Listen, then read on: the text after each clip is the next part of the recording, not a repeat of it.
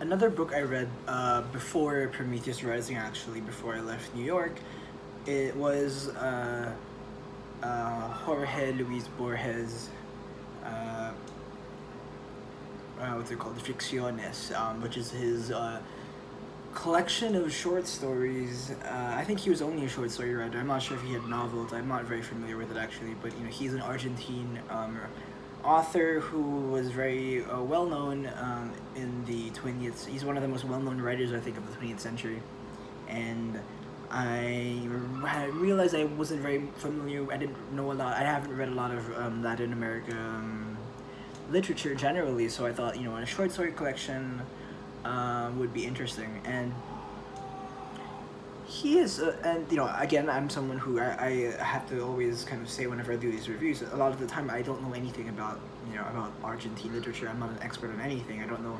I read, I'm reading it in English. It's all translated. I don't really know that much about it, but I'm here to learn more about all this stuff. And I read the book also kind of in a. I read short, different stories at different points of the year and I would kind of spread it all out throughout, actually throughout this last few months, and I was a big fan of a lot of the writings, and there were also a lot of writings that I found very confusing, and confusing not necessarily in the sense of its narrative structure or in its content. I was just kind of confused at why he was writing them. I feel like a lot of the time I wasn't very I just didn't have enough context, I think, because he does this thing a lot. I'm going to talk about the things I like later on, but he does this thing a lot that I never really understood what the purpose of it was, but he would write fake reviews of fake books, referencing fake people. And it sounds like some kind of satire of sorts, but I never really understood the full context of it because I guess to some degree I didn't really, I'm just someone who isn't very familiar with all this stuff, but he must have he definitely was referencing specific things, but more than once, like a couple of the short stories were actually fake criticisms of, like one of them was like a criticism of a fake. It was a criticism of a story that wasn't real, or like a book that wasn't real.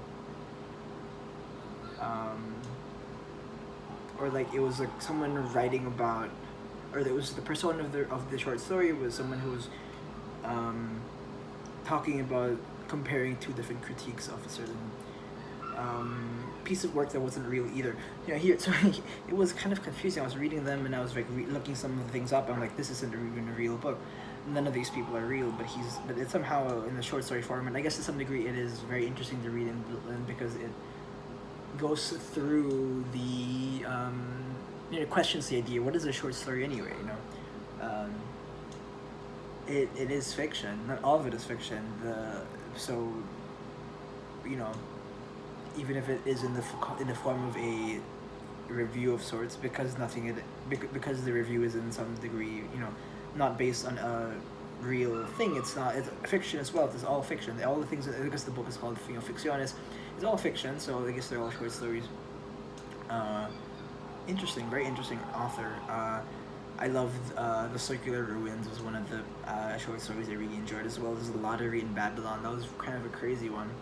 And when I read The Lottery in Babylon, it really reminded me of. It felt like I feel like I've read some kind of derivation of this in some other form, but I don't quite remember what it was. But The Lottery in Babylon is interesting in how it was. I think I don't know if I'm remembering. Now I'm nervous. I feel like I might not be remembering this right. But I think The Lottery in Babylon was something about this dystopic society where I think it was people die randomly or by the lottery. It's either people die or they suffer or they put into jail or something bad happens to a certain amount of people, and then it's based on like a randomization in the lottery, and it's something about how the people deal with that, or the direction in which people end up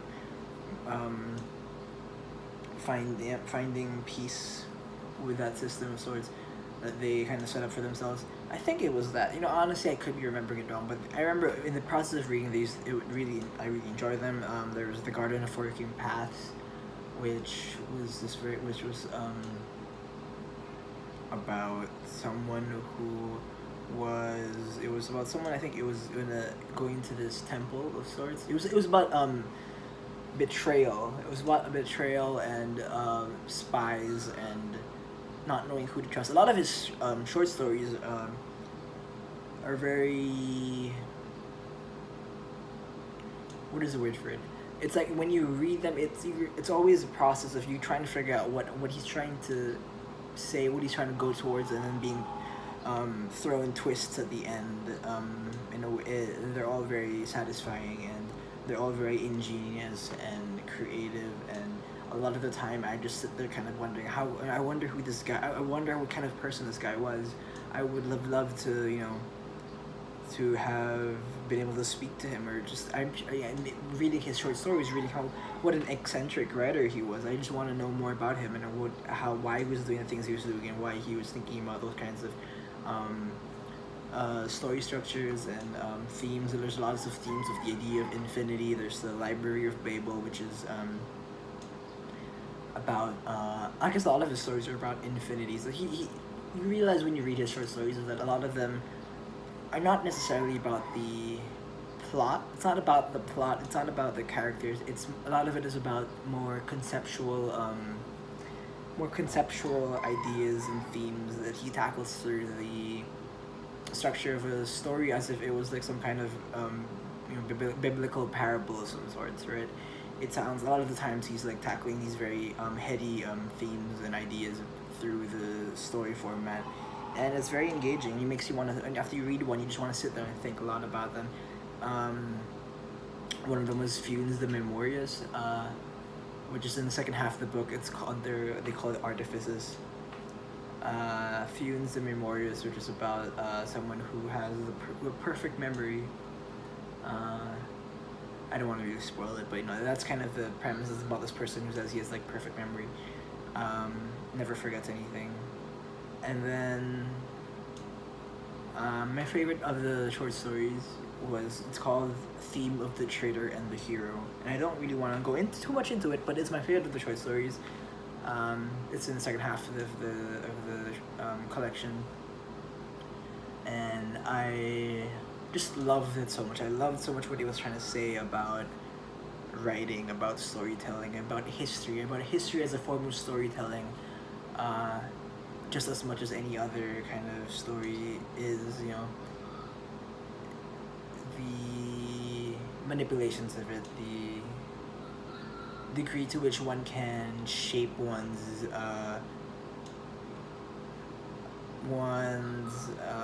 how one is being perceived in the future by way of writing and structuring one's life through historical writings. All this stuff these are things I've always been thinking about, and I'm reading the short story and reading how he kind of tackles it was very engaging. I loved it.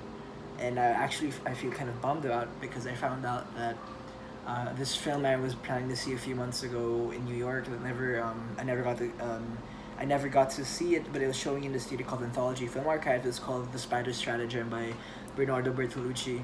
And I remember almost seeing it, but not ending up seeing it. I didn't realize at the time that it was apparently an adaptation of this short story that I loved so much, Theme of the Traitor and the Hero. So I wish I actually saw that this film, The Spider Stratagem. I feel like I will see it eventually. But yeah, Ficciones, Jorge Luis Borges, big fan. I want to read more about him, and if you are interested in just short stories, they're not very time consuming. Some of them are just 5, 6, 7, 8 pages. And the whole collection is a short read, so it would never really take too much of your time. And yeah, you don't have to have any interest in Argentine writing. I have some difficulty in terms of some contextual things with the critiques, but other than that, I love his short stories and I love reading about them. I want to read these short stories once again in the near future. But yeah, you should definitely check it out, Ficciones.